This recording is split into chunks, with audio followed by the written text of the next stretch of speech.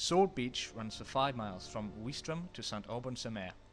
Led by General Lieutenant Miles Dempsey, the 3rd Infantry Division and the 27th Armoured Brigade would attack the beach across 4 zones: Obo, Peter, Queen and Roger.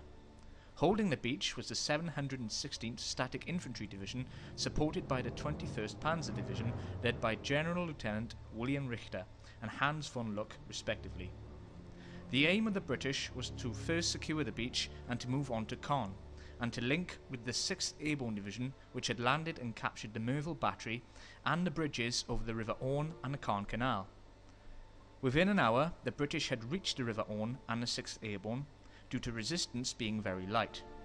However, the 21st Panzer Division attacked in the late afternoon and created a pocket between Lyon and Luc-sur-Mer. By the end of the 6th, the Panzer Division was neutralised, and some 29,000 men landed on the beach, with only 630 casualties, but Caen, however, had not been reached. On visiting the beach, there is a memorial to the French commandos, who also fought with the British on D-Day.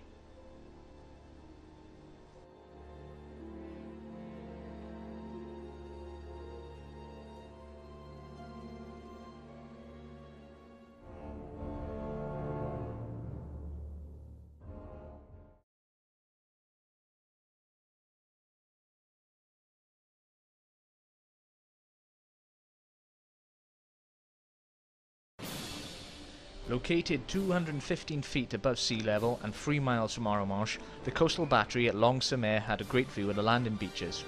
The site consisted of 4 casemates, each containing a 150mm gun and a command bunker. The site was heavily bombed leading up to D-Day, causing the signal cables from the command bunker to the casemates to be cut. This caused each casemate to rely on their own sights.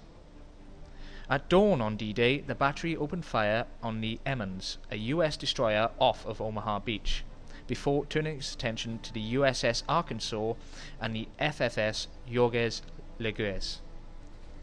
Soon after, it turned its guns towards Gold Beach and the HMS Bublo. With more Allied ships shelling the battery, the guns fell silent at 9:15, with 2 of the casemates suffering direct hits. The battery briefly returned to life later in the afternoon, but was again silenced by the FFS Jorges Leguez. The British 231st Infantry Division reached the battery on D-Day +1 and took 120 Germans prisoner. During the attack, the Germans had lost 64 men.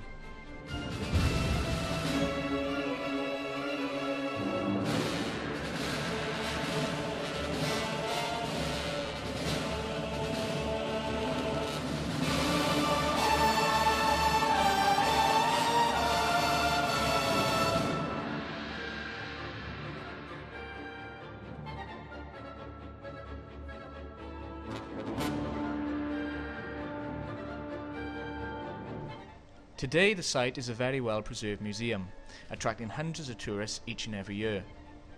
Each of the 4 casemates is remarkably preserved, and a few of the guns are still visible to see.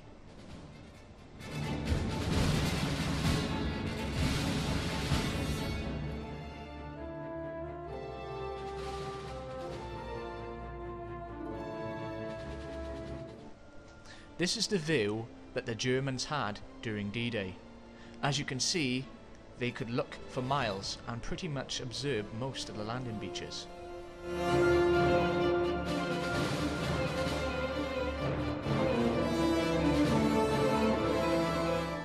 Today, most of the land surrounding the battery is farmland, and it is a much more peaceful scene than what it would have been some 64 years ago.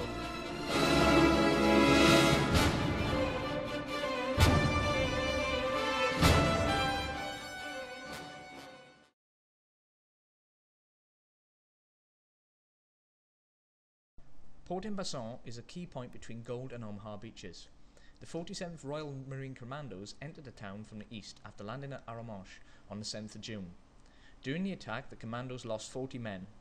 On the 8th of June, the town was liberated and the commandos linked up with the Americans, who had made their way from Omaha Beach and had entered the nearby town of Houpan. The town was then used as a supply base and for Pluto, the pipeline under the ocean.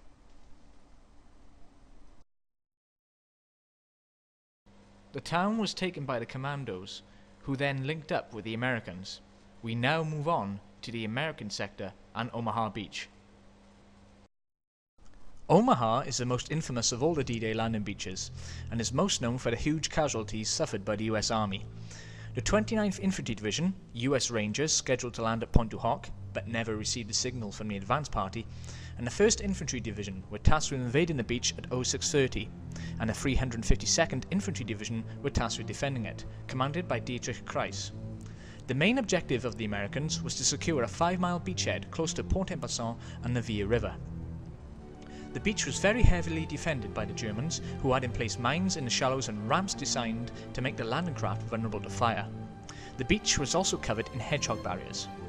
These defences were supposed to be obliterated by a bombing raid some hours before the landings. However, most of the bombs were dropped too far inland, and very little damage to the beach defences, which included pillboxes, mines and Belgian gates. Not only that, but most of the troops and the support of arms and tanks landed off their designated areas due in part to the intense fire and the strong ocean current, and many were lost at sea. Only 100 of the expected 2,400 tons had landed. And so, when the deployed troops finally landed, many were mown down by machine gun and mortar fire from the clifftop bunkers. By the end of D-Day, some 3,000 men had died out of a force of 43,000. The beach would then be home to the 2nd Mulberry Harbour. However, 3 days after its completion, on the 16th of June, it was destroyed by the worst storm Normandy had had in 40 years.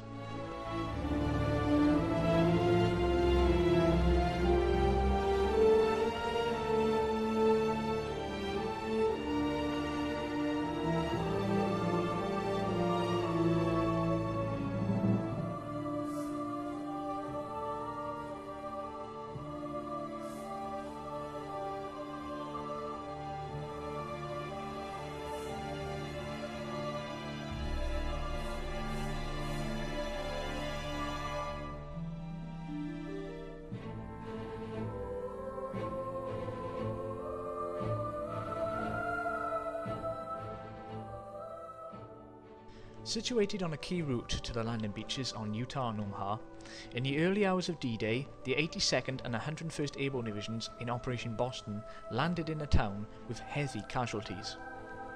One paratrooper of the 505th Parachute Regiment was caught on the spire of the local church. His name was John Steele.